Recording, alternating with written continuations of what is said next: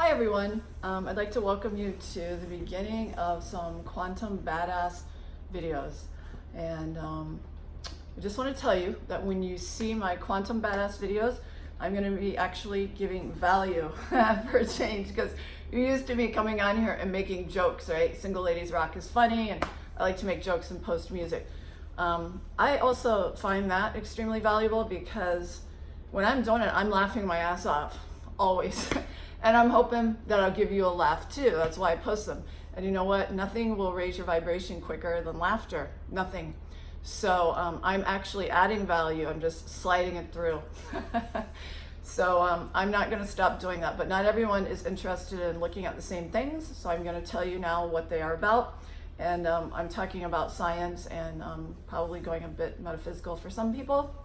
But I feel compelled to do them and offer the information that I have to everyone. So here we go. I'm also going to try to make them quick and snappy because we're all in a hurry, right? So this one is about changing the molecular structure of your food, which will then change the molecular structure of your body. And it has to do with vibration, which I already touched on when we're talking about humor and raising your vibration. I want to talk about your health and blessing your food.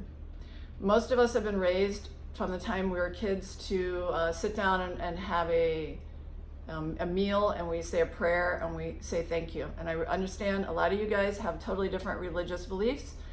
So take it all with a grain of salt and fit this into whatever belief system you have, because it's something that everyone can use. So blessing your food is a good thing because, first of all, you have gratitude, always a winner, for the food that you have. It puts you in a higher vibration state. And the other thing is, we're going to take it a step further. Be grateful for your food, but you also want to bless the food so that whatever you are eating is going to give you their full nutritious value. And as a Christian, when I was growing up, we did not take it that far. It was more like gratitude. So what I'm saying today is that you should actually concentrate on the molecular structure of your food, and that you are only absorbing nutrients and everything positive from it to restore the pristine condition of your DNA, and not adding anything that will damage it. Okay, and this is what I mean.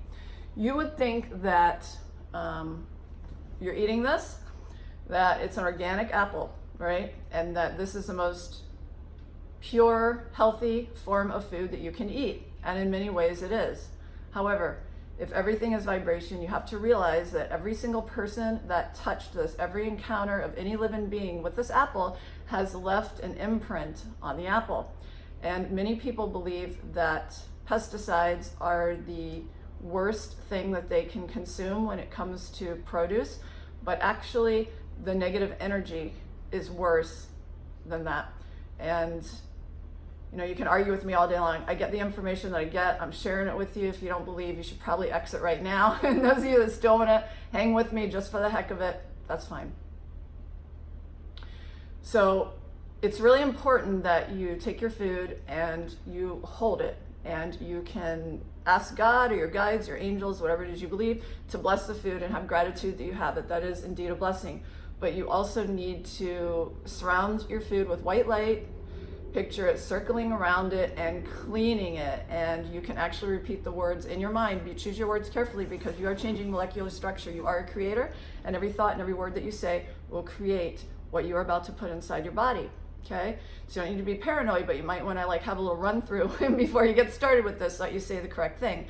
Mine is something like take this food, restore it to its original purity so that everything that I consume is filled with light and love, and it will be absorbed by my body to support restoring the DNA to its pristine condition, something to that effect. Don't have to use my words, use your own, but something to that effect. Amen. And I picture the white light surrounding it and cleansing it, and then I eat it.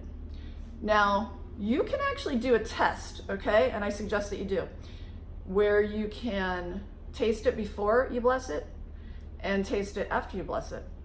I do this with my water all the time. It's obvious to me with water because water does not have a particularly strong taste. It's very clean, and my water will taste different. I'm not moving on to water yet, though. The next thing I'm going to do is this muffin. This is a cranberry orange muffin, right? This technically doesn't have any nutritional value, okay? So you're not supposed to eat a lot of this. You would say the apple is much, much better for you. Okay, maybe so. In many ways it is.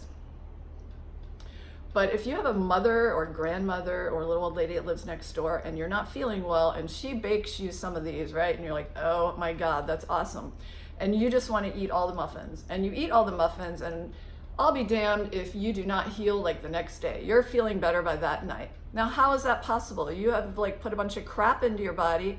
Well, it's just what I was talking about. It's intention. This muffin was assembled by someone who loves you, and they put healing intentions inside of it, and then you eat it and then you heal, even though technically it's not offering any nutritional value. That is a perfect example of the energy going into something that will nourish you from the inside out. It would be best if you have both. I'm not suggesting you go and, make loving muffins or have your mother make them for you and then you live on those. I'm just saying that you can counteract the effects of a not so nutritious diet. When you are eating a muffin, take the time to hold it in your hand, fill it with love and light, thank God for your muffin, and tell yourself, tell your body, tell the molecular structure of this muffin that you're only going to absorb everything in it that is good for your body, that will repair and nurture it and restore your DNA to its optimum pristine condition, and nothing that will not do that. Okay, so it'll pass through your body and you won't absorb anything in it that isn't good for you, and you'll only absorb the good vibes. Okay, so water. Water is more important that you do it with your water than your food. Sometimes I get distracted. Hard to believe, I know. And I forget about my food. I'm like, food, and then I eat. But water keeps being brought to my attention that it is even more important, because 74% water, your body, 84% water in your brain. So water is the thing that you absorb more than anything. That's probably why it's the most important thing being brought to my attention to tell you. So hold your water in your hand, do the same thing, pure white light, clean and pristine, hydrating every cell in your body and helping to restore your DNA to its pristine, original, undamaged condition. And then drink it. And try your before and after, because I promise you, if you do this with sincerity, your water is going to taste better afterwards. I'm also addicted to club soda. I do not always drink Perrier, which is in glass. I love glass. If you watch Death by Plastic, aluminum cans, they're aluminum, okay? Not good. So I have been running a lot of tests on my blood. I filter out the aluminum. I have never had any imbalances in my kidneys, my liver, any of my systems at all. And I do not have a perfect diet by any stretch of the imagination. I'm a sugar whore, okay? And an aluminum water whore. And so far it has worked for me. And so hopefully it'll work for you. I'm not a medical doctor. I am not implying anything here. These are just metaphysical suggestions. If you'd like to try it, great. There is a little bit of science to back it up though, because hey, where would we be without science? It'd be pretty hard to believe anything. So I want to tell you about this book. Have you not read this book? You should get this book, The Hidden Messages of Water. This is by a Japanese scientist, and he did some experiments with water where he actually got water samples from all over the world, and he put a word like love on one and a word like hate on the other. He did all kinds of words, but similar ideas with all kinds of water, and then he froze them and took pictures of the molecular structure, and the good words were beautiful, pristine, and whole, DNA restored, complete, right? And the ones that had the negativity on it were putrid and dark and broken and falling apart. So this is a perfect example of exactly what I'm talking about. This is done by a scientist, and by the way, I'm mentioning this because today is, good God, Friday is the 13th, so today must be what, like the 12th? Whatever, I don't know, 12th or 13th. And if you go today and buy this book on Amazon, I'm not getting a kickback for this, guys, it is like 63% off, okay? So this is synchronicity right here. I happen to be talking about this. I pulled up the book to make sure Amazon still had it before I recommend you go there.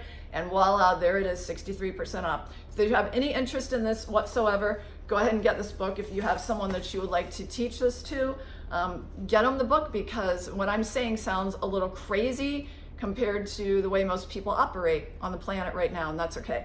It's a little different when it's being backed up by science. So I hope this helps. I hope you have a fabulous day. Enjoy your water, enjoy your muffins, and enjoy your life, okay? Peace. Have a great day. Bye.